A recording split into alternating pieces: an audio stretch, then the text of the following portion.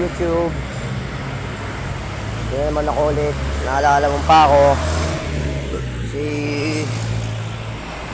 One Tooth. Lagi mo akong bibigyan ng message na ganda ko kay mga content ko.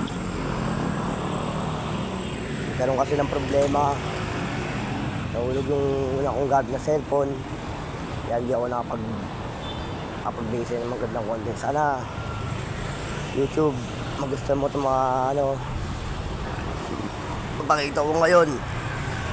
Ito, saan ako nagtatrabaho? Sa Banawe. Total, sabi ko